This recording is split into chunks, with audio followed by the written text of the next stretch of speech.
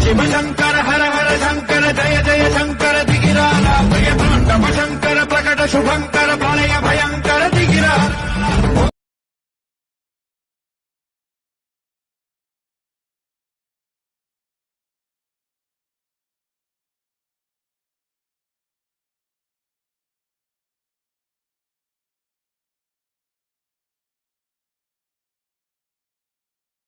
Right பக்கத்துக்கு சும்மா அப்படியே உட்காந்து அப்படியே சுத்தி ஓகே ஆன்ல இருக்கா ரைட்டா ஒரு நிமிஷம் நான் கிளாஸ முடிக்கிற வரைக்கும் நீங்க பக்கத்துல யாரும் பார்க்காதீங்க. உங்க மனசுல எந்த ஒரு எண்ணம் வந்தாலும் அந்த எண்ணத்துக்கு வந்து நீங்க ஒரு ஃபீட்பேக் கொடுக்க வேண்டாம். ஏன் சொல்றேன்னா உங்க எண்ணம்ங்கிறதும் உங்க மனம்ங்கிறதும் உங்க நடக்கிற விஷயத்தை விட்டு உங்க வேலைக்கு வெளியே கொண்டு போயிட்டு இருக்கு. நீங்க உங்களை இங்க உட்கார வைக்கணும்னா நீங்க என்னை பார்த்தா மட்டும்தான் சாத்தியம். இது எல்லாரும் முடியும் தானே ரைட்டா? உங்க மனசை கவனிக்காம என்ன மட்டும் கவனிக்காது. என்ன சொன்னாலும் கேட்க கூடாது. ஏன்னா உங்க உடம்பு எங்க இருக்கு? உங்க உடம்பு எங்க இருக்கு? இங்க இருக்கு. மனசு எங்க இருக்கு? வீட்டுல, சேலத்துல, இல்லடா ஏதாவது ஒரு டிவி, ஏதாவது ஒரு சினிமா, ஏதாவது டீ கடை, இப்படிதானே.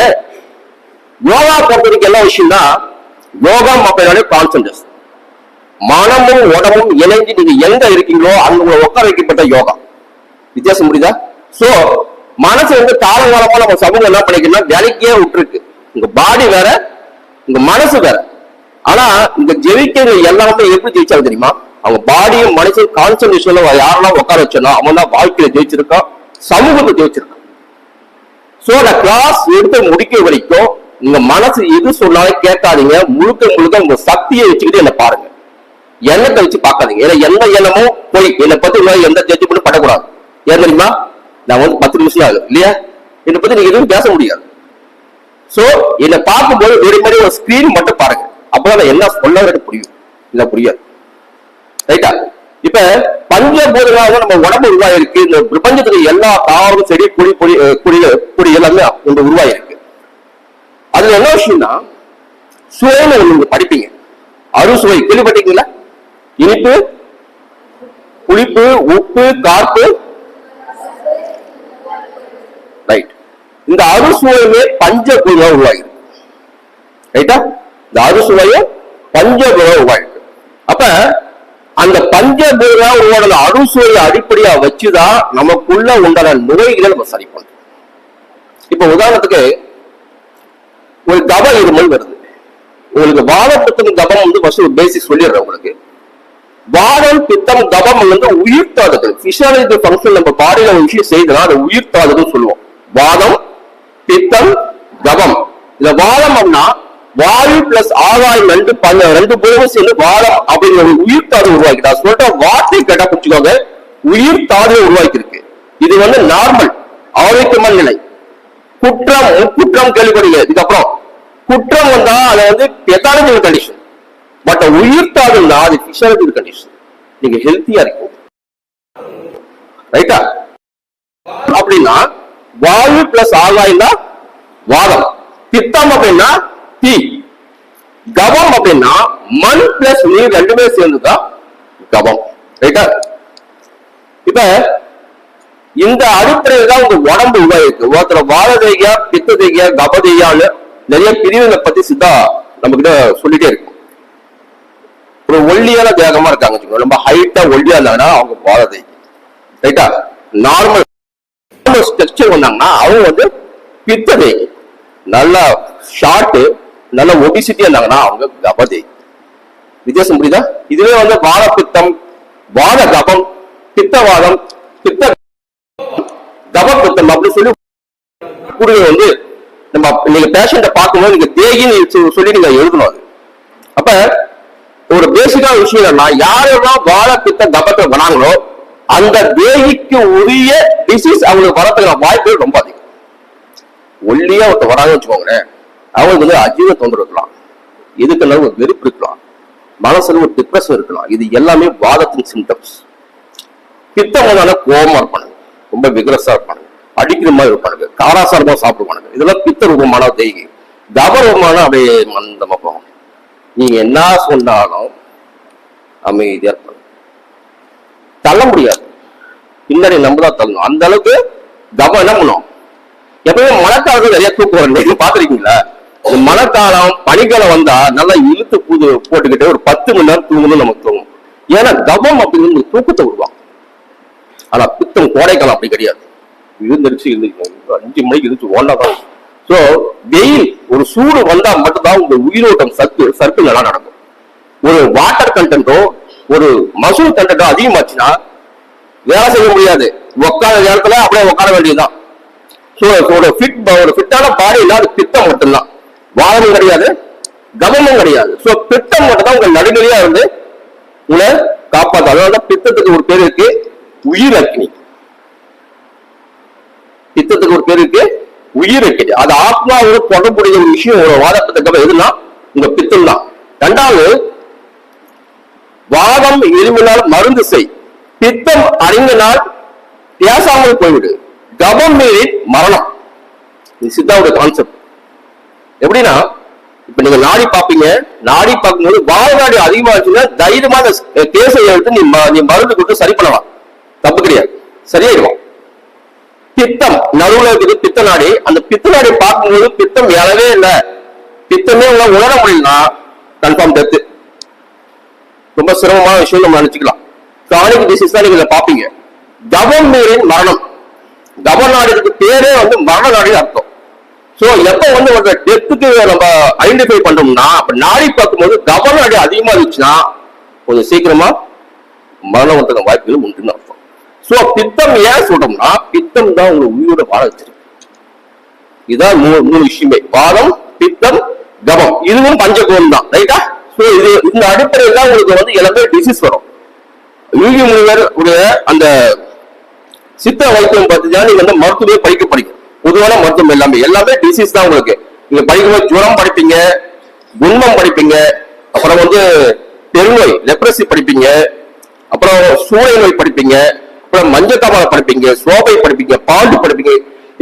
இந்த டிசீஸ் கிளாசிபிகேஷன் எல்லாமே யார் எழுதுறத வச்சு படிப்பீங்க பாத்தீங்கன்னா, யூகி முனி ஒரு சித்த எழுதுற புக் வச்சுதான் படிப்பீங்க. இந்த தென்னிந்தியாவில இரு பெரும் சித்தர்கள் கூட்டம் ஒரு மிகப்பெரிய ஒரு விஷயத்தை சொல்லிட்டு போயிருக்கு. இரு பெரு குருகுல வம்சம். அது ஒரு குருகுலம் யாருன்னா, முதல்ல சிவன் பார்வதிக்கு இந்த சித்த மருத்துவம் பத்தி ஒரு கதை பரம்பரை, ஒரு கதை நல்லா இருக்கும் சரியா. முதல்ல பார்வதிக்கு இந்த சித்த மருத்துவம் பத்தி சொல்லப்பட்டதாகவும், இந்த பார்வதி தேவி தன்னுடைய மகன் சுப்பிரமணியருக்கு அந்த சித்த மருத்துவம் பத்தி சொல்லப்பட்டதாகவும், அதுக்கப்புறம் சுப்பிரமணியர் தன்னுடைய சீடர் அகத்தியருக்கு சொல்லப்பட்டதாகவும் சொல்லப்படுது. இப்ப அகத்தியர் கிட்ட புலத்தையர், புலத்தையர் கிட்ட தேரையர், தேரையர் கிட்ட சுந்தரானந்தர், சுந்தரானந்தர் கிட்ட இடைக்காடர், இடைக்காடர் கிட்ட யூகிமுடி. ஆனா தேரையுடைய பல்வேறு சீடர்கள் மிக நெருக்கமான ஒரு சீடர் யாருன்னு பாத்தீங்கன்னா யூகிமுடி, சரியா. இவர் ஒரு மந்திரி அந்த அரசர்கிட்ட, அந்த அரசர் பேரு கூட ரொம்ப முக்கியமான ஒரு அரசர். அவர் கூட ஒரு மந்திரியா இருந்துட்டு அவர் சித்தராயிட்டார். அப்ப ஒரு நார்மல் பர்சனை விட ஒரு மந்திரியா இருக்கிறதுக்கு ஐக்கியம் நிறைய இருக்குமா இருக்காது. விவசாயம் இருக்கா, இவங்க மந்திரியா ஒரு அரசனுக்கு இருக்கும்போது அவன் நிறைய படிச்சிருக்கணும். ஆயிரக்கணக்கில் 64 தமிழ்நாட்டுல நமக்கு படிச்சிருப்போம்ல. சோ அந்த காலத்துல ஒரு அவன் விஷயம் தெரிஞ்சுனா மட்டும்தான் நீ மந்திரியா இருக்க முடியும். சோ மந்திரியா இருந்து சித்தரான ஒருத்தையால யூகி முடிதான், புரியுதுங்களா? சோ அவர் எழுத புக்கை வச்சுதான் நீங்க எல்லா டிசீஸும் நீங்க எழுத போறீங்க, சரியா. மிகப்பெரிய லெஜண்ட் பாத்தீங்கன்னா சித்தாவில நீங்க படிக்கிற பெரும்பாலான புத்தகங்கள் எல்லாமே முதல்ல திருமூலர், இரண்டாவது அகத்தியர், மூணாவது போகர், நாலாவது தேரையர், அஞ்சாவது யூகமுனி. இவங்க புத்தகம் இல்லாம நீங்க சித்தாவை முடிக்கவே முடியாது. அவ்வளவு புத்தகங்களுக்கு அவ்வளவு விஷயம் அவங்க எழுதியிருக்காங்க. இதுக்கு நம்ம நேரம் பத்தாது, சரிங்களா. சோ இதுதான் பேசிக். நீங்க புரிஞ்சுக்கிற அடிப்படையான விஷயம். இந்த சித்த மருத்துவம் நீங்க செய்யதான் போறீங்க. எப்படி இருந்தாலும் 5 வருஷம் நீங்க முடிச்சுட்டு இது உங்களுக்கு பிடிச்சிருந்தாலும் பிடிக்காட்டாலும் நீங்க கண்டிப்பா நீங்க செய்யலாம் போறீங்க. ஆனா 2 விஷயம், நீங்க பிடிக்கலன்னா நீங்க வீட்டு வேலை மட்டும் செஞ்சுக்கிட்டு அமைதியா நீங்க வேலை செஞ்சா கூட உங்களை பத்தி நீங்க தெரிஞ்சுக்கணுமா வேணாமா? உங்களை பத்தி எப்படி இருந்தாலும் நீங்க பூமியை வாழதான் போறீங்க. இல்லையா? அப்ப சிஸ்டம் தேவையில்ல, ஆனா நீங்க தேவைதானே. அப்ப உங்களை பார்த்து நீங்க தெரிஞ்சுக்கிறதுக்கு இந்த சித்தா சிஸ்டம் ஒரு மிகப்பெரிய ஒரு கதமா கொடுக்க முடியும். இது நிச்சயமா உங்களுக்கு புரியும். ஏன்னா அவ்வளவு விஷயம் இருக்கு உள்ள. தமிழ் தான் இருக்கு, ரொம்ப கஷ்டப்பட்டு நீங்க படிக்கிற அவசியம் கிடையாது. தமிழ் இருக்கு, நீங்க அண்டர்ஸ்டாண்ட் பண்ணிட்டா மட்டுமே போதும். சரியா? கிட்டத்தட்ட 450 கோடி ஆண்டுகளுக்கு முன்பு பூமி கிடையாது. நீங்க படிச்சு பாத்தீங்கன்னா 450 கோடி ஆண்டுகளுக்கு பூமி கிடையாது, எந்த உயிர் ஜீவராசியும் கிடையாது. நாம எப்படி வந்தோம்? எவல்யூஷன் இல்லையா? இப்ப ஒரு ஜீவராசிகளுக்கு அவனுக்கு எவல்யூஷன் நடக்கும் போது ஒரு மனிதனுக்கு ஒரு எவல்யூஷன் நடக்கும், அது சித்திரநிலை மட்டும்தான். வெளியே நடக்கிற எவல்யூஷன் முடிஞ்சு போச்சு, அவ்வளவுதான். இதுக்கு மேல நடக்காது.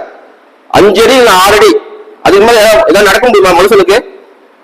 2000 கூட தேவை, 5000 வருஷமா மனுஷனுக்கு எந்த ஒரு மாற்றமும் நடக்கல. ஒரு 4-5 லட்சத்துக்கு முன்னாடிதான் மனிதனே உருவாயிருக்கான். நீங்க படிச்சிருப்பீங்க அந்த நியாண்டர்தால் வகுப்புல அப்படியே வந்துட்டு இருந்தீங்கன்னா நீங்க மனுஷனா மாறுறதுக்கே பல லட்சக்கணக்கான வருஷம் ஆயிடுச்சு இல்லையா? இப்ப அதுக்கப்புறம் மனுஷன் அடுத்த பரிணாமத்தை அடையவே இல்லை இல்லையா? வாழு இருக்குமா, காது ஆனக்காது மருத்துவம் இருக்கு, மூக்குலாம் பெருசா இருக்கு. இது எல்லாம் சரியாகி நம்ம ஸ்ட்ரக்சரை வந்திருக்கோம்னா இவ்வளவு லட்சக்கணக்கான வருஷம் ஆயிடுச்சு. இதுக்கப்புறம் மனிதனுடைய அடுத்த பரிணாமம் என்ன நினைக்கிறீங்க? உடல் ரீதியான பரிணாமம் நின்று போச்சு. ஆனா அடுத்த பரிணாமத்தை இன்னொருத்தவங்க கண்டுபிடிச்சிருக்காங்க. அது உள்நிலையான பரிணாமம், வெளியில கண்ணுக்கு தெரியாத பரிணாமம். சட்ட ஒழுங்காக ஒரு சித்தர் அற்புதம் ஒரு பாட்டு படிப்பார். அண்டத்தில் உள்ளது பிண்டம், பிண்டத்தில் உள்ளது அண்டம், அண்டமும் பிண்டமும் ஒன்றே, அறிஞ்சுதான் நீ பார்க்கும் போதே அப்படின்ற இந்த பாடல் எல்லாம் மனசுல பதிவு வச்சுக்கோங்க. காலத்துக்கும் உதவும். ஏன் தெரியுமா? உங்க உடம்பு உருவானது இங்க இருந்துதான், ரைட்டா? உங்க மனசு உருவானது இங்க இருந்துதான், உங்க ஆத்மா உருவானது இங்க தான். இப்ப என்ன விஷயம்னா எல்லாத்துக்குமே ஒரு கனெக்ஷன் நீங்க இருக்கீங்க. அந்த மரம், செடி, கொடி, விலங்கு இருக்கிற எல்லாத்துக்குமே கனெக்ஷன் இருக்கு. நீங்க அபூர்வமா ஒரு விஷயம் நீங்க பாப்பீங்க. நீங்க ஏதோ ஒரு சிந்தனை செஞ்சிருப்பீங்க, அதே நேரம் உங்க வீட்டுல கூட அதே ஒரு எதிர்ப்பு இருந்திருக்கும். நீங்க போன் பண்ணி, ஆமா நான் என்ன யோசிச்சனோ அதே மாதிரி நீயே யோசிச்ச. அந்த கனெக்டிவிட்டி புரியுதா? இது எல்லா ஜீவராசியும் உண்டு. இது சொல்லவை யாருன்னா சட்டம் பண்ணிட்டாங்க. அதே மாதிரி வெளியில வந்து எதெல்லாம் வந்து இந்த மினரல்ஸ், மெட்டல்ஸ் எல்லாம் இருக்கோ அது எல்லாமே உங்க உடம்புக்குள்ள இருக்கு. மெக்னீசியம் எங்க இருக்கு? சோடியம் எங்க இருக்கு? கால்சியம் எங்க இருக்கு? பொட்டாசியம் எங்க இருக்கு? குளோரைடு எல்லாம் எங்க இருக்கு? உங்களுக்குள்ள இருக்கே இல்லையா? எலக்ட்ரானிக்ஸ்க்கு பேர்ல நம்ம படிக்கிறோமே, அதான் வெளியில இருக்கிறதா உங்களுக்கு உள்ள இருக்கு. எதெல்லாம் வெளியில இருக்கோ அது எல்லாமே உங்களுக்குள்ள இருக்கு. புரியுதா? நம்ம ஒரு உதாரணத்துக்கு வெடியுப்பு நீங்க படிப்பீங்க. வெடியுப்பு சின்னம், வெடியுப்பு பரப்பம் அதெல்லாம் பாத்தீங்கன்னா பொட்டாசியம் நைட்ரேட். பொட்டாசியம் நைட்ரேட் வேற எங்க இருக்குன்னா வாழையில இருக்கும். வாழை மரம் இருக்குல்ல, வாழை பழத்துல இருக்கும், வாழை தண்டுல இருக்கும். சரி, இது என்ன பண்ணும்? கார்டியாக் வந்து ரொம்ப பிளாக்கேஜ் ஆயிடுச்சுன்னா, எதுவும் கார்டியாக் அரெஸ்ட் ஒரு மாதிரி ஏதோ கார்டியாக் பிளாக் வந்துச்சுன்னா அதுக்கு நீங்க வெடிப்பு சின்னம் கொடுத்தீங்கன்னா தூக்கி அடிக்கும், சரி பண்ணிடும். அத்ரோஸ்க்ளரோசிஸ் பிளாக்கேஜ் எதாவது வந்துச்சுன்னா வெடிப்பு சின்னம் கொடுத்தீங்கன்னா, தேன்ல கொடுத்தீங்கன்னா, இல்லைன்னா மோர்ல கொடுத்தீங்கன்னா அந்த பிளாக்கேஜ் அப்படியே ரிமூவ் பண்ணி வெளியே தெரியும். Potassium nitrate. புரியுதா? சோ இந்த மாதிரி ஒவ்வொரு ட்ரக்குமே ரொம்ப முக்கியமானது. இது எல்லாமே உங்களுக்கு எல்லாத்துக்கும் தொடர்படுது. சரிங்களா? அதனால நீங்க இதை படிக்கும் போது ரொம்பவும் நீங்க இன்ட்ரெஸ்டா படிச்சீங்கன்னா மற்றவங்க நமக்கு வேலை கிடைக்குது கிடைக்கல அதெல்லாம் அப்பாற்பட்ட விஷயம். நீங்க இந்த பூமியில எப்படிதான் உயிர் வாழத்தான் போறீங்க. ஒரு 80 ஒரு 100 வாழ்வுகளை அந்த காலகட்டத்தில் இதான் செலவு பண்ணணும்ல, ஏதாவது ஒரு விஷயத்த செலவு பண்ணணும்ல. அந்த காலகட்டத்தில் எப்படி வேணாலும் டைம் நீங்க கண்டிப்பா நீங்க செலவு பண்ணி தான் ஆகணும். சோ அந்த டைம் நீங்க செலவு பண்றதுக்கு உங்களுக்கு கான்சன்ட்ரேஷன் இதை படிக்க ஆரம்பிச்சுன்னா இதுல இருந்து நீங்க நிறைய விஷயம் கத்துக்கணும். ஏன்னா புள்ளி இங்கதான் வைப்பீங்க, ஆனா எண்ட் இங்க கிடையாது. அது நிறைய விஷயம் போயிட்டே இருக்கும். சித்தா போட்டிருக்கிற விஷயம் சிலபஸ் மட்டுமே சித்தா கிடையாது. அவுட் ஆஃப் சித்தா நீங்க வந்தா மட்டும்தான் உங்க நிறைய விஷயம் தெரிஞ்சுக்க முடியும். புரிஞ்சுங்களா? நான் கிட்டத்தட்ட ஒரு 16 வருஷமா நான் வந்து சித்த மருத்துவம் மட்டும் தான் பார்க்கிறேன். சித்த மருத்துவம் அண்ட் யோகம் அண்ட் விஷ்டம் ஞானத்தை சித்தனுடைய பிலாசபி பத்தி நான் நல்லா கிட்ட சொல்லிட்டு இருப்பேன். ஆன்லைன் கிளாஸஸ் எடுத்திருப்பேன். இப்ப பெண்ணாகரத்துல வந்து சித்தலிங்கேஸ்வர ஆசிரமம் சொல்லி ஒரு ஆசிரமம் வச்சு சித்தர் குருகுலம் யோகா ஆசிரமம் சொல்லி அங்க யோகா முறையில சொல்லி கொடுத்துட்டு இருக்கேன். நிறைய சித்தர் யோகா முத்திரைகள் வந்து போய் கிளாஸஸ் எடுத்துட்டு இருப்பேன். சரியா? ஏன் சொல்றேன்னா, நான் வாழ்ற வாழ்க்கையில கொஞ்ச காலம் தான், என் வாழ்க்கை மட்டும் கிடையாது. என் வாழ்க்கை மட்டும் கிடையாது, எல்லாருடைய வாழ்க்கையும் கொஞ்ச காலம் தான். ஆனா தெரிஞ்சுக்கும் போது மரணம்லாம் ஒரு பெருவாழ்வை பத்தி ஒரு சிஸ்டம் சொல்லுதா, அது சித்தா சிஸ்டம் மட்டும்தான். ஏன் சொல்றேன்னா, நான் பார்த்திருக்கேன். இவ்வளவு பேர்ல ஒருத்த ஒரே ஒட்டமொட்ட சாட்சியா இருப்பான் பாத்தீங்களா, அந்த சாட்சி நான் மட்டும்தான். நிறைய சித்திரை நான் 60 பார்த்திருக்கேன். 400-500 வருஷம் முன்னாடி ஜீவசமாதாரங்களை நேரடா பார்த்திருக்கேன். அதை விட அவங்க நினைக்கும் போது அவங்க பிராணாதேகத்தை வச்சு நம்ம மாதிரி ஒரு உருவத்தை உருவாக்கியே காட்டுறாங்க. இது எப்பேற்பட்ட சயின்ஸ், இது எப்பேற்பட்ட சயின்ஸ். நீங்க ஆயுத படிச்சு பாருங்க, ஒன்லி மெடிசன் மட்டும்தான். அலோபதி படிச்சு பாருங்க, மெடிசன் மட்டும்தான். அவங்க பொறுத்த வரைக்கும் மற்றவங்க நோயாளியா ஆக்கணும், மற்றவங்க நோயாளியா இருக்கணும். யாருக்கு? அலோபதிஸ், இந்த ஆயுர்வேதஸ் மட்டும். நமக்கு அப்படி கிடையாது. நமக்கு உருவாக டாக்டர்ஸ் நோய் வராதப்பா. பெரிய ஒரு விஷயம் என்னன்னா, நான் வந்து இவ்வளவு காலம் கடந்து இருக்கேன். டாக்டர்ஸ் என்ன நினைக்கிறாங்கன்னா, பேஷண்ட்டுக்கு மட்டும் தான் நோய் வருது, நமக்கு நோய் வரலன்னு நினைக்கிறாங்க. அதனால கொரோனா டைம்ல நிறைய டாக்டர்ஸ் செத்து, நிறைய பேர் நோய் வந்து செத்துட்டே இருக்காங்க. சோ நோய் வந்து டாக்டர் தான் வரணும், ஒரு தொழிலாளி தான் வரணும் அப்படிலாம் கிடையாது. எல்லாருக்கும் நோய் வரும். அது மனநோயா இருந்தாலும் சரி, உடல் நோயா இருந்தாலும் சரி. சரிங்களா? சோ சித்தால என்ன விஷயம்னா, கர்மாவை எப்படி நீங்க மாத்திக்கிறது. புரியுதா? ஒரு பேஷண்ட் வந்தான்னா அவன் கர்மாவை நீங்க சரி பண்ணணும், உங்களையும் நீங்க சரி பண்ணிக்கணும். அதையும் தாண்டி உங்களுக்கு வந்து உண்மையிலேயே ஒரு ஆசீர்வதிக்கப்பட்ட ஒரு மனிதா நீங்க இருந்தீங்கன்னா, கண்டிப்பா உங்க உடம்பையும் மனசையும் கடந்த ஒரு விஷயத்தை நீங்க குறைவீங்க. ஆத்மாவுக்கு ஆண் பெண் எல்லாம் கிடையாதுமா. ஒரு ஜென்மத்துல நீங்க ஆனா, அடுத்த ஜென்மம் இந்த பெண்ணு தான். ஆத்மா என்னைக்கும் உங்ககிட்ட தான் இருக்கு. இப்ப வந்து ஒரு ரிசர்ச், ஒரு ரீசெண்டா ஒரு பெரிய ஒரு ரிசர்ச் ஒண்ணு போயிருக்கு. என்னன்னா, ஒரு பேஷண்ட வந்து ஒரு ஹிப்னாட்டிசம் பண்ற ஒரு டாக்டர், ஜஸ்ட் ஹிப்னாட்டிசம்னா ஒரு கடந்த காலத்துல ஜஸ்ட் ஒரு 10 வருஷத்துக்கு முன்னாடி போயிட்டு அவர் நோயை சரி பண்றதுக்காக ஹிப்னாட்டிசம் பண்ணியிருக்காரு. அந்த ஹிப்னாட்டிசம் பண்ணும்போது அந்த லேடி பெரிய கேத்தரிங், இது இங்கிலாந்துல யூஎஸ்ல நடந்த விஷயம். அந்த கேத்தரிங் வந்து ஹிப்னாட்டிசம் பண்ணிட்டு இருக்கும் போது ஒரு 10 வருஷத்துக்கு கழிச்சு வந்து அவங்க ஏதோ ஒரு விஷயம் சொல்ல போறாங்கன்னு அந்த டாக்டர் எதிர்பார்த்துக்கும் போது அந்த அம்மா என்ன பண்ணுச்சுன்னா, 100 வருஷத்துக்கு முன்னாடி போயிட்டு தன்னுடைய முற்பிரிவு கதையெல்லாம் சொன்னாங்க. அப்ப அந்த முற்பிரிவு கதையை சொல்லிட்டு இருக்கும் போது அந்த இடத்துல ஏதோ ஒரு லாக் ஆயிருக்கு. அதை மட்டுமே டாக்டர் மென்ஷன் பண்ணி அதை இப்ப சரி பண்ண பின்னாடி அந்த பேஷண்ட் சரியாயிட்டாங்க. கிட்டத்தட்ட 4000 கேஸ் இந்த மாதிரி ஹிப்னாட்டிசம் மூலமா கடந்த காலத்துக்கு, கடந்த பிறவிக்கு கொண்டு போயிட்டு அந்த பேஷண்ட் எல்லாமே சரி பண்ணிக்கிறாரு அந்த டாக்டர். பேர் எனக்கு டக்குனு போய் கிளிக் ஆகல, நிறைய நான் எழுதிட்டே போறேன். இந்த டெலிகிராம் குரூப்ல வந்து 1320 டாக்டர்ஸ் இருக்காங்க, சித்தா டாக்டர்ஸ். நான் கிட்டத்தட்ட 3 வருஷமா டெலிகிராம் குரூப் நடத்திட்டு இருக்கேன். சித்தா டாக்டர்ஸ் மட்டுமே 1320 டாக்டர்ஸ் இருக்காங்க. நான் எதெல்லாம் கேஸ் சக்சஸ் பண்றோம் அதை அப்படியே போட்டே இருப்பேன். வித் நம்ம பிலாசபியோட, நம்ம தத்துவத்தோட, நம்ம பேசிக்கோட போட்டே இருப்பேன். ஏன்னா அலோபதிக்காரங்க எப்படி ஒரு பேசிக்கோ, எப்படி ஒரு ஃபார்மகாலஜி, மாடர்ன் ஃபார்மகாலஜி இருக்கோ, அதே மாதிரி சித்தா ஃபார்மகாலஜி இருக்கு. அதை நீங்க அண்டர்ஸ்டாண்ட் பண்ணிட்டா மட்டும்தான் உங்களால வந்து சத்தமா பேச முடியும். ஏன்னா மாடர்ன் மெடிசன் அவசியமா ஏற்றுக்க மாட்டான், நிறைய கேள்வி கேட்பான். தமிழ்னாலே கேள்வி வந்து கொஞ்சம் கீழே இல்லை, நீங்களே பாப்பீங்கல்ல. தமிழ்னாலே கொஞ்சம் கீழே, இங்கிலீஷ்னா ரொம்ப மேல இல்லையா? ரைட். நமக்கு இங்கிலீஷ் தேவைப்பட கூட நம்ம இங்கிலீஷ் யூஸ் பண்ணிக்கலாம். ஆனா தமிழ் அப்படிங்கிறது வந்து சித்தரோட மொழி. நிறைய புத்தகங்களை அவங்க தமிழ்ல தான் நிறைய எழுதிருக்காங்க. அதை புரிஞ்சுக்கிட்டா உங்களால வந்து உடம்பு மனசு கடக்கிறத தவிர உங்களால எல்லாத்தையுமே புரிஞ்சுக்க முடியும். எந்த ஒரு சுச்சுவேஷன் வந்தாலும் நீங்க அதை அண்டர்ஸ்டாண்ட் பண்ணிப்பீங்க. வாழ்க்கையில வந்து எந்த அளவுக்கு நீங்க புரிஞ்சுக்கீங்களோ அந்த அளவுக்கு தான் நீங்க வாழ்க்கையை நல்லபடியா கொண்டாட முடியும். நீங்க விரும்பினாலும் விரும்பாட்டினாலும் கண்டிப்பா நீங்க வாழ்க்கையை வாழ்ந்தாங்கன்னா நீங்க கண்டிப்பா வாழ்க்கையை புரிஞ்சுக்கணும். ரைட்டா? கிட்டத்தட்ட உங்களுக்கு இப்ப 21 வயசு ஆகுமா? எவ்வளவுப்பா வயசு ஆகுது? எனக்கு மறந்து போச்சுப்பா. 18 சரி, எனக்கு சரியா ஞாபகத்துக்கு வரல. சரியா? இப்போ 20 ஆகும்ல? ஏன் வயசு அதிகமா சொன்ன கோபமா இருக்கா?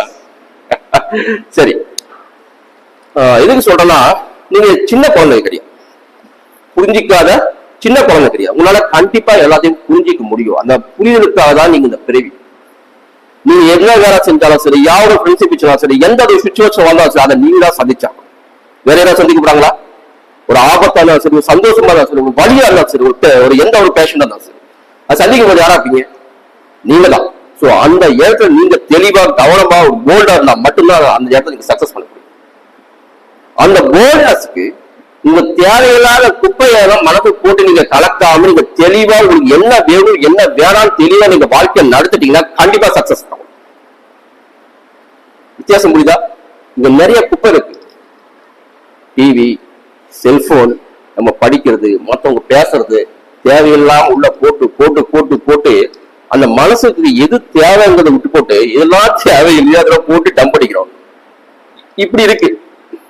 இதெல்லாம் ஒரு குப்பை அழித்து இருக்கு, தேவையில்லாத மேல இருக்கு, சரியா வந்து கீழே வரவே இல்லை. இப்ப இதெல்லாம் நீங்க கிளீன் பண்ணா மட்டும்தான் உங்களுக்கு எது தேவை, உங்க வாழ்க்கைக்கு என்ன தேவை, உங்க சிஸ்டத்துக்கு என்ன தேவை, இங்க வாழும்போது உங்க சந்தோஷத்துக்கு எது தேவை, இங்க அப்பதான் நீங்க ஜட்ஜ்மெண்ட்டுக்கு வர முடியும். சோ எந்த அளவுக்கு வந்து நீங்க உங்க லைஃப்லயும் சரி உங்க படிப்பையும் சரி அண்டர்ஸ்டாண்ட் பண்ணிக்கிறீங்களோ, எது அவாய்ட் பண்ணணும்னு நினைக்கிறீங்களோ அது கண்டிப்பா நீங்க அவாய்ட் பண்ணுங்க. புரியுதுங்களா? சோ இதான் சித்தாசிஸ்டத்துல ஒரு மிகப்பெரிய விஷயமே. இல்லாம நான் வந்து மெடிக்கல் அஸ்ட்ராலஜி தனியா பார்த்துட்டு இருக்கேன். நிறைய பேருக்கு மெடிக்கல் அஸ்ட்ராலஜி பார்த்துட்டு இருக்கேன். அந்த பஞ்சபட்ச சாஸ்திரம் சித்தாவோட மிகப்பெரிய விஷயம். பஞ்சபட்ச சாஸ்திரம், அந்த நீக்குறி நெய்க்குறி எண்வகை தேர்வு, அப்படி ஒரு பெரிய லிஸ்டே இருக்கு சித்தாவோட. இது எல்லாமே என்னன்னா, இப்ப உதாரணத்துக்கு ஏற்கனவே கேஸ் விஷயமா பேசிட்டு இருந்தேன். இப்ப எப்படி நீங்க மெடிசன் கொடுப்பீங்க? 6 சுவை இருக்கு. ஒரு முக்கூட்டம் அடிப்படையில ஒரு நோய் உங்களுக்கு வருது. இப்ப உதாரணத்துக்கு சொல்லணும்னா பித்த பாண்டு இருக்கு. பாண்டுல பித்த பாண்டு, வாத பாண்டு, கவ பாண்டு இருக்கும். பித்த பாண்டுனா அனிமியா ஒண்ணு இல்ல, ஹெச்பி லெவல் கம்மியாச்சுன்னா அது பேர் பாண்டு. ஹெச்பி வந்து ஒரு 12 to 15 இருக்கும். லேடிஸோ ஜென்ஸோ 12 to 15 நார்மல். பட் ஹெச்பி நமக்கு லோ ஆச்சுன்னா நமக்கு என்ன நடக்குன்னா, ஹெச்பி வந்து ஆக்சிஜன் எடுத்துட்டு போயிட்டு எல்லா செல்ஸுக்கும் கொண்டு போய் கொடுத்து நம்ம வந்து அந்த மைட்டோகாண்ட்ரியா அளவு வந்து சக்தி பரிமாற்றம் நடந்துட்டு இருக்கு. ஏடிபி எல்லாம் படிப்போம்ல, NADPH எல்லாம். சோ அந்த மாற்றத்துக்கு அடிப்படையான விஷயம் எல்லாம் ஹெச்பி தான். ஹீமோகுளோபின் வந்து ஆக்சிஜன் எடுத்து போய் ஹீமோ கொண்டு போயிட்டு எல்லா இடத்தையும் கொண்டு போய் சேர்க்கும். அப்போ வந்து நம்ம வந்து ஃப்ரெஷ்ஷா இருப்போம், எனர்ஜெட்டிக்கா இருப்போம், நிறைய வேலை செய்வோம். இப்ப பாண்டு, இப்ப பித்த பாண்டு ஒரு அனிமியா பேஷண்ட் வந்தாங்கன்னா டவுன், ஒரு கொஞ்சம் ஸ்டெப்ஸ் ஏதாலே சோர்ந்து போயிடுவோம். தேவையான அளவுக்கு செல்ஸுக்கு எனர்ஜி கிடைக்கல. அப்ப ஹெச்பி லெவல் 6 இல்ல ஒரு 7 வந்தா நம்ம அந்த பேஷண்ட்டுக்கு வந்து நம்ம சித்தா மெடிசன் கொடுக்கணும். ஒரு அயச்சந்திரம் கொடுப்போம், ஒரு காந்தச்சந்திரம் கொடுப்போம், ஒரு கரிசாலை கற்ப மாத்திரை கொடுப்போம். இதெல்லாம் கொடுக்கும்போது அது அந்த ஹெச்பி இன்க்ரீஸ் ஆகும்போது ஆட்டோமேட்டிக்கா வந்து அவன் நாவல் கொண்டு வந்துடும். ஒரு மஞ்சள் காமாலை பேஷண்ட் வரான், லிவர் பாதிப்பு வச்சிருக்கு, பித்த காமாலை சொல்றோம். காமாலையில நிறைய வெரைட்டி இருக்கு. பெருவயிறு ஒரு விஷயம் இருக்கு, அது மாதிரி காமாலை நிறைய வெரைட்டி இருக்கு. பித்த காமாலை சொல்லும் போது நம்ம பிலிருபின் அந்த கவுண்ட் ரொம்ப அதிகமா இருக்கும். அப்ப வந்து நம்ம பித்த காமாலைக்கு உரிய கீழாநெல்லி, எல்லாருக்கும் தெரியும் கீழாநெல்லி கேள்விப்படுத்தீங்க இல்லையா? அந்த கீழாநெல்லியை கொடுத்தோம்னா அந்த பித்த காமாலை சரியாகும். ஒரு 3 நாள் நல்லா அரைச்சி மோர்ல கலந்து கொடுக்கும் போது பித்த காமாலை சரியாயிடும். பெத்தாலஜி நம்ம வார்த்தையா இருக்கணும். நீங்க பாட்டு ஜாண்டிஸ் போட்டு நம்ம சித்தா முயற்சி எடுக்கக்கூடாது. நான் சொல்றது உங்களுக்கு புரியும் நினைக்கிறேன். எக்காரணத்தை கொண்டும் மாடர்ன் தேவைப்படுற இடத்துல நீங்க மாடர்ன் யூஸ் பண்ணுங்க. ஆனா வெளியில வந்து ஒரு நார்மலான ஒரு பர்சன் வராங்க, எந்த விதமான ஒரு பேசிக் நாலேஜ் இல்லாம வராங்க வச்சுக்கோங்க, அவங்க கிட்ட நீங்க கண்டிப்பா நம்ம சித்தா டெக்னாலஜி யூஸ் பண்ணுங்க. சுரம்ல 64 வகை சுரம், பாண்டுல இருக்கு, அவ்வளவு வகைகள் இருக்கு. சூளை, குன்மம், பெருவயிறு. சோ அவ்வளவு வந்து நம்ம சித்தர்கள் வந்து சித்தா பெத்தாலஜி பத்தி நிறைய சொல்லிட்டு போயிருக்காங்க. அப்ப நீங்க எந்த பெத்தாலஜி வார்த்தை யூஸ் பண்ணணும்? பெத்தாலஜி ஒரு நோயை நீங்க எழுதணும்னா மாடர்ன் டயக்னோசிஸ் பண்ணுவீங்களா, சித்தா டயக்னோசிஸ் பண்ணுவீங்களா? சித்தா டயக்னோசிஸ் தான் பண்ணணும். ஏன்னா அது நம்மளுடையது இல்லையா? அப்ப நம்ம சிஸ்டத்தை பத்தி நம்ம நிறைய தெரிஞ்சுக்கணும்னா நீங்க புரிஞ்சுக்கிற ஒரே விஷயம் என்னன்னா, பேசிக்கானவே எந்த ஒரு நோய் வந்தாலும் நம்ம சித்தா மெடிசன் கொடுக்குறோம். அது எல்லாமே வந்து பஞ்சபூத அடிப்படையில கொடுக்குறோம். ஒரு பித்த காமாலை பத்தி நான் பேசும்போது பித்த காமாலைன்னா உள்ள வந்து உஷ்ணம் அதிகமா இருக்கு அர்த்தம். கீழாநெல்லி ஒரு பூச்சி வீரியம் உள்ள ஒரு மூலிகை, அது எஸ்பெஷலி வந்து உங்களுடைய லிவர்ல வேலை செய்யக்கூடிய ஒரு மூலிகை. புரிய வித்தியாசம்? இப்ப அதிகமா ஒரு நெருப்பு எரியுது, நீங்க என்ன பண்ணணும்? தண்ணி கொண்டு போய் ஊத்துறீங்க, அப்ப அணைஞ்சிருது. ரைட்டா? இதுதான் பேசிக். இப்ப உள்ள வந்து லிவர்ல வந்து அதிகமா எரிஞ்சிட்டு இருக்கு, கீழாநெல்லி வந்து அந்த லிவர்ல போய் வேலை செய்கிற ஒரு அற்புதமான ஒரு மூலிகை. அதை நீங்க மோர்ல கொடுக்கும் போது அதை சரி பண்ணிட்டு பிலிருபியில நாம கொண்டு வந்துட்டு மரணத்துக்கு வந்து அந்த பேஷண்ட்டை காப்பாற்று இல்லையா? சரி, சித்தா வந்து எவ்வளவு வருஷமா தமிழ்நாட்டில் இருக்குன்னு நினைக்கிறீங்க? தோராயமா ஏதாவது ஒருத்தர் சொல்லுங்க. நீங்க சொல்லு தம்பி. இவ்வளவுதான். எவ்வளவு வருஷமா தமிழ்நாட்டுல சித்தா இருக்குன்னு நினைக்கிறீங்க? கிடைக்கல. குடி நீ இல்லடா புரியல. தருண் வருஷனா? சரி, எனக்கா தெரியுமா? சித்தா விடுங்க. தமிழ் மருத்துவம் நாட்டு மருத்துவம் சொல்லிட்டு நம்ம தமிழகத்துல எவ்வளவு வருஷமா இந்த சித்த மருத்துவம் இருக்குன்னு நீங்க நினைக்கிறீங்க? ஓகே, தோராயமா சொல்லுங்க, கேட்டுக்கலாம். சும்மா தலையாக பேசி சொல்லுங்க, ஸ்டாஃப் கிடையாது. இன்னைக்கு தலை முடிஞ்சு போச்சுன்னா கிளம்பிடுவேன். ரைட்டா? சொல்லுங்க தோராயமா.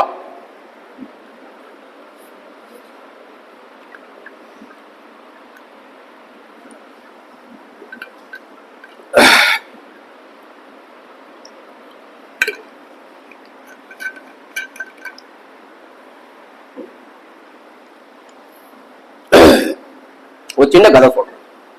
கதை பிடிக்குதானே கொடுக்கலாம். ரைட். கிபி 840 உறையூர் விஜயராய சோழன் அவன் பயங்கரமா சண்டை போட்டு இருக்கான். விஜயராய சோழன் வந்து சண்டை போட்டுக்கும் போது 2 காலு வெட்டிட்டான். 2 காலு வெட்டிட்டாங்க.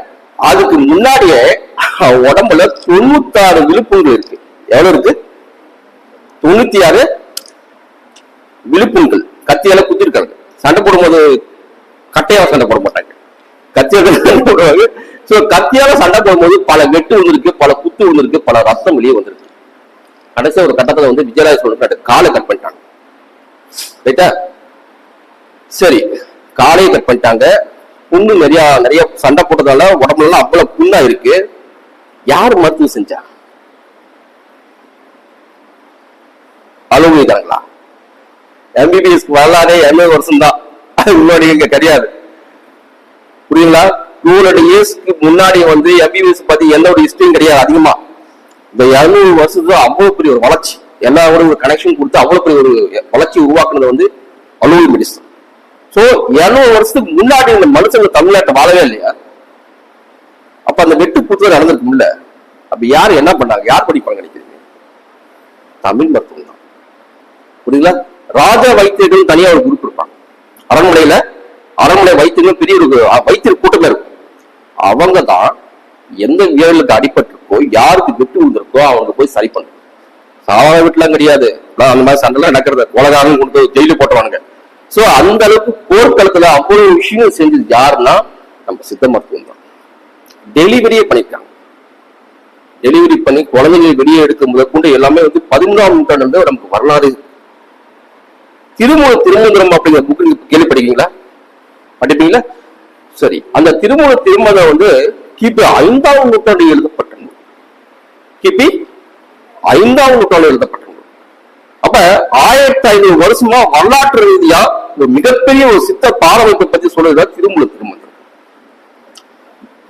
திருமந்திரத்தை பத்தி நான் சொல்லும்போது நான் நிறைய சொல்லலாம். ஏன்னா எனக்கு பிடிச்ச ஒரு புக் எதுன்னா திருமந்திரம் தான். ஏதா ஒவ்வொரு மகா சிவராத்திரி அன்னைக்கு வந்து நான் ஒரு கட்டுரை போட்டி நடத்துவேன். ஃபேஸ்புக்ல, டெலிகிராம்ல எல்லாமே ஆடு கொடுத்து எழுத சொல்லுவேன். யாரு ஃபர்ஸ்ட் எடுக்காங்களோ அவங்களுக்கு வந்து திரும்ப புக்கை வந்து கிஃப்டா கொடுப்பேன்.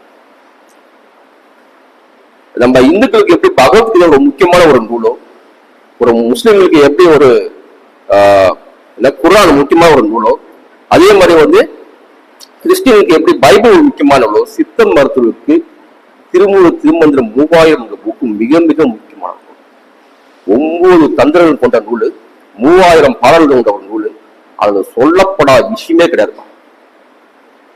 ஒவ்வொரு நாளும் நான் படிக்கும் போது எனக்கு என்ன சொல்லுமே தெரியும். ஏன்னா அறிவுங்கிறது வந்து வளர்ச்சினால ஒன்றும் புரிதல்னால அதிகரிச்சுதான் நான் போகும். குறைஞ்சிட்டே வருமா? வயசு ஆக ஆக என்னுடைய புரிதல் அறிவும் நான் புரிஞ்சுக்கிற விஷயமா அதிகரிச்சுதான் போகும். நீங்க ஸ்டார்டிங்ல இருந்ததுனாலதான் உங்களுக்கு அது என்ன எதுவும் தெரியும். பட் என்னுடைய வயசுக்கு நீங்க வரும்போது உங்களுக்கு அது என்னென்ன புரியும். ஏன்னா அது சொல்லப்பட்ட விஷயமே கிடையாது. மருத்துவம், யோகம், ஞானம், ரசவாதம், ஜோதிடம், பஞ்சபட்சி, இல்லறத்தாளுக்கு ஒரு வகையான வாழ்க்கை முறை, துரோகத்தாளுக்கு ஒரு வாழ்க்கை முறை, நாத்திகளுக்கு ஒரு வகை வாழ்க்கை முறை, மனிதர்களாக இருப்பதற்கு ஒரு வாழ்க்கை முறை, அவ்வளவு விஷயம் சொல்லியிருக்காரு. உள்ளம் பெருங்கோயில், உள்ளம் பெருங்கோயில், ஊன் உடம்பு ஆலயம், வள்ளல் தன்னாருக்கு வாய் கோபுர வாசல், தெல்ல தெரிந்தோருக்கு ஜீவன் சிவலிங்கம், கள்ள பொன்னைந்தம் காளாமணி விளக்கின அப்படின்னா இது என்னன்னு புரியுதுல்ல? உள்ளம் பெருங்கோயில், ஊன் உடம்பு ஆலயம், வள்ளல் தன்னாருக்கு வாய் கோபுர வாசல், தெல்ல தெரிந்தோருக்கு ஜீவன் சிவலிங்கம், கள்ள புலனைந்தின் காளாமணி விளக்கே அப்படின்னா உங்க உடம்புதான், உங்க மனசுதான் கோயில். உங்க உடம்புதான் கோயில். நீ கோயிலுக்கு போகாத, உனக்கு சாமி பிடிக்கல, கோயிலுக்கு போக விருப்பம் கிடையாது, உன் உடம்பு நல்லா வச்சுக்கோ, உன் மனசு நல்லா வச்சுக்கோ. அவங்க அது பிடிக்காம இருக்கட்டும், ஆனா உன்னை ஒண்ணு பிடிக்காம போயிடும். உங்களுக்கு பிடிச்சிருக்குல்ல, அப்ப நீ உன்னையும் நல்லபடியா வச்சுக்கோ. சரியா? உனக்குள்ள ஒரு ஜீவன் ஒண்ணு இருக்கு, ஒரு ஆத்மா ஒண்ணு இருக்கு, அது நல்லபடியா வச்சுக்கோ. அதுதான் சிவன். ஜீவன் என்ன சிவன் என்ன வேறு இல்லை. ஜீவனா சிவனாரைய அறிகலன், ஜீவனா சிவனாரைய அறிந்த பெண் ஜீவனால் சிவன் ஆயிட்டு பறையண்டார். புரியுதா? உங்க ஆத்மாதான் சிவன் என்றார், வேதுமே கிடையாது. அவரு கிட்டத்தட்ட வந்து திருமூலர் நாத்திகமாக பேசுவாரு, ஆத்திகமாக பேசுவாரு. என்ன விஷயம்னா, இங்க எல்லா விதமான மக்களும் இருக்காங்க. சோ அவருக்கு தேவை வந்து ஆத்திகமோ நாத்திகமோ கிடையாது, நீ. அவருக்கு யார் தேவை? நீதான் தேவை. உங்க உடம்பு தேவை, உங்க மனசு தேவை, உங்க உறுப்பு தேவை, உங்க ஆத்மா தான் தேவை. நீங்க எந்த அளவுக்கு உங்களை உயர்த்திக்கிறீங்களோ அந்த அளவுக்கு இந்த பூமியில நல்லபடியா வாழ்ந்துட்டு போக முடியும். உடம்புக்கு நோய் வந்தா மருத்துவம், சித்தர் மருத்துவம். மனசுக்கு நோய் வந்தா யோக மருத்துவம், ஞான மருத்துவம், ரசவாதம். எந்த சிஸ்டம் சொல்லி இருக்கு? கூகுளை வந்து சர்ச் பண்ணுங்க. உலகத்துல எல்லா விதமான சிஸ்டத்தை கொண்டு வந்து நீங்களே படிச்சு பாருங்க. ஒரு சிஸ்டம் தான் சொல்லிக்க மாட்டான். அவனை பொறுத்த வரைக்கும் உடம்பு மனசு தாண்டி வந்ததே கிடையாது. புரியுதுங்களா? ஆனா நான் சில சித்தர்களை பார்த்திருக்கேன். சோழாமலைக்கு அப்பப்ப நான் கிரிவலம் போவேன், தனியா தான் போவேன். சுத்திட்டு வரும்போது பல பேரை பார்த்திருக்கேன். உடம்பு அங்க இருக்கும், அவங்க ஆத்மா மட்டும் எனக்குள்ள விட்டு பேசுவாங்க. அப்ப ரெண்டுத்துக்கும் வழியில ஒரு பாதை இருக்குன்னு அர்த்தம். வித்தியாசம் புரியுதுங்களா? ரெண்டுத்துக்கு நடுவுல உங்களால என்னுடைய ஆத்மா உங்களுக்கு செலுத்த முடியுதுன்னா எல்லாத்துக்கும் ஒரு கனெக்ஷன் இருக்குன்னு அர்த்தம். வண்டி பிடிச்சிங்களே இவங்க தான், கண்டுபிடிச்சிங்கன்னு இவங்க தான். போக சப்தா கண்டம்ல புக்கு நீங்க படிக்க போறீங்க, எவிடன்ஸோட வச்சிருப்பாங்க. சரி சாரி, ஒரு சின்னதா ஒரு என்ன சொல்றது, நீங்க ரெஃபரன்ஸ்க்காக வச்சிருப்பாங்க போக சப்தம். நீங்க விருப்பப்பட்ட அந்த புக்கு வாங்கிக்கலாம். மொத்தம் 7 பகுதி தாமரை நூலகம் அந்த புக்கு போட்டிருக்கான். சரியா? தாமரை நூலகத்துல அந்த புக்கு கிடைக்கும். இப்ப ஒரு பறவை உங்களுக்கு சொல்லிட்டேன் இல்லையா, அகத்தினுடைய பறவையை சொல்லிட்டேன் இல்லையா. சிவன், பார்வதி, சுப்பிரமணியர், அகத்தியர், குலத்தியர், சுந்தரானந்தர், இடைக்காடர், சாரி குலத்திற்கு வந்து தியாரியர், அப்புறம் சுந்தரானந்தர், இடைக்காடர், அதுக்கப்புறம் யூகிமுடி. ரைட்டா? இந்த ஒரு பெரிய ஒரு பாரம்பரியம் வந்து நிறைய விஷயங்கள் வந்து மருத்துவம், யோகம், ஞானம், ரசவாதம் பத்தி நிறைய விஷயம் சொல்லிட்டு போயிருக்கு. இன்னொரு மிகப்பெரிய ஒரு குரு பாரம்பரியம். சரிங்களா? ஃபர்ஸ்ட் சிவன் வந்து சித்த மருத்துவம் வந்து நந்தியம் பெருமாளுக்கு சொல்லியிருக்காரு. நந்தி கோயிலுக்கு போனாலும் பாப்பீங்க, பெருசா நந்தி உட்கார்ந்து இருப்பாரு. நந்தியம் பெருமாளுக்கு சொல்லியிருக்காரு. நந்தியம் பெருமாள் தன்னுடைய முக்கியமான சீடரான திருமூலருக்கு சொல்லியிருக்காரு. இப்ப திருமூலர் அந்த குரு பாரம்பரியம் ஆரம்பிக்க போகுது. திருமூலர், காலாயநாதர், போகர், பொங்கனவர், கோராக்கர், மச்சமுனி, இந்த மிகப்பெரிய ஒரு பாரம்பரியம் என்ன அப்படின்னா இவங்க ஒரு பெரிய தனியா ஒரு பெரிய ரிசர்ச் பண்ணி போயிருக்காங்க. புரியுதுங்களா? ரெண்டு குரு பாரம்பரியம் தான் தமிழ்நாட்டை பொறுத்து சித்த மருத்துவம் உருவாக்குனது. ஒண்ணு வந்து அகத்திய குரு பரம்பரை, ரெண்டாவது திருமூல குரு பரம்பரை. இவங்க 2 பேர் தான். என்ன விஷயம்னா இவங்க 2 பேருமே என்ன ரிசர்ச் பண்ணாலும் அப்பப்போ வந்து ஒரு கூட்டம் எடுத்து தங்களுக்குள்ள பரிமாறிப்பாங்க. அந்த விஷயம் நடந்துட்டே இருக்கு. இந்த திருமூலரை தான் நான் வந்து திருவண்ணாமலை கிரிவலம் போகும்போது குகை நமச்சிவாய ஒரு ஜீவசமாதி கிட்டத்தட்ட 400 வருஷத்துக்கு முன்னாடியே அவர் ஜீவசமாதி ஆயிட்டார். அவரை நான் ஆத்ம வித்தியாச சந்திச்சிருக்கேன். ஆக்சுவலி நம்ம வந்து திருமூலா யாரை வடையிட்டு இருக்கோமோ அவருடைய மறுபிரிவா வந்து திருவண்ணாமலையில வாழ்ந்துட்டு போனவர் தான் அந்த குகை நமச்சிவாய. சில நேரங்களில் வந்து அப்பப்போ தொடர்பு வருவாங்க, பேசுவோம். இது வந்து பாரா சயின்ஸ் நினைக்கிறேன் இல்லையா? நம்ம பாடிக்கு அப்பாற்பட்ட விஷயங்கள் நீங்க கத்துக்கும் போது புரியும். இதெல்லாம் ஏன் சொல்றேன்னா, நான் உபநிஷத்தை படிச்சிருக்கேன், வேதனை படிச்சிருக்கேன், சரியா? மேக்சிமம் ஆஃப் த மதங்கள் பத்தி இந்த உலகத்துல என்னென்ன இருக்கோ, புத்தம், பௌத்தம், ஜென், சமணம், இஸ்லாம், இங்க குரான் இருக்கு, பைபிள் இருக்கு, பகவத்கீதா இருக்கு, பௌத்தம் இருக்கு. இதெல்லாம் ஏன் படிச்சுன்னா எங்க கிட்ட எல்லாமே ஒரே விஷயம் என்ன தெரியுங்களா? ஒரு தனிப்பட்ட முறையில இந்த உலகத்துடைய எல்லா மதங்களும் எல்லா மருத்துவம் ஒரு பக்கம் நின்று சித்தா மட்டும் ஒரு பக்கம் தள்ளி நின்னா எல்லாத்துக்கும் ஈடு சித்தா ஆகும். பௌத்தத்துக்கு மருத்துவம் பத்தி தெரியாது. ஓகே ஓகே 12:30 ஆச்சுல, ரைட். ஞானம் மட்டும்தான் தெரியும். இஸ்லாமோ இல்ல மத்த மதங்கள் நீங்க பாத்தீங்கன்னா முழுக்க முழுக்க மத ரீதியா இறைவனோட சேரத்துக்கான எல்லா விஷயத்தையும் சொல்லிட்டே இருக்கும். ஆனா சித்தர்கள் மட்டும்தான் உடம்புல இருந்து ஆரம்பிச்சு இறை வரைக்கும் போயிருக்காங்க. எப்படி போயிருக்கும்? எல்லாத்துக்கும் காரணம் தில். என்ன ஒரு கான்செப்ட் தெரியுங்களா? எப்படி இருந்தாலும் நம்மளால இங்க இருக்க முடியும். ஏன்னா நமக்கும் இந்த பிரபஞ்சத்துக்கு நிறைய தொடர்பு இருக்கு. கண்டுபிடிச்சிட்டோம். இந்த பிரபஞ்சத்துக்கு நமக்கும் கண்டிப்பா நிறைய தொடர்பு இருக்கு. நம்மளால இணைய முடியும். நம்ம நினைச்சா சில விஷயங்கள் செய்யவே முடியும். செஞ்சாங்க. நானே கண்ணால பார்த்தேன். சாதாரண மனிதர்கள் செய்யாத சில விஷயங்கள் வந்து அவங்க சில விஷயங்கள் செஞ்சாங்க. சோ அது எல்லாமே சாத்தியம்தான். நீங்க இயங்குறது, நீங்க என்ன பாக்குறது, இங்க எல்லாமே இயக்கிட்டு இருக்குது, எல்லாமே பிரபஞ்சத்துல ஒரு மிகப்பெரிய ஒரு சக்தி இயங்கிட்டு இருக்குது. அதெல்லாம் நம்ம இறைவன் சொல்லிட்டோம். புரியுங்களா? சோ நீங்க வந்து இந்த சித்தா காலேஜ்ல படிக்கும் போது கான்சன்ட்ரேஷனோட எல்லாத்தையும் படிக்க ஆரம்பிக்கும். எல்லாமே உங்களுக்கு புரியும். புரியாமல கிடையாது. ஏற்கனவே உங்களுக்கு தெரிஞ்ச விஷயம் தான். எந்த அளவுக்கு நீங்க கவனமா படிக்கிறீங்களோ அந்த அளவுக்கு நீங்க கண்டிப்பா வாழ்க்கையில சக்சஸ் பண்ண முடியும். வெளியே வரும்போது நல்ல ஒரு சித்தா மருத்துவம் வர முடியும். சரிங்களா? முடிச்சுக்கலாமா? ஏதாவது டவுட் இருந்தா கேட்கறீங்களா? சந்தோஷம். நன்றி.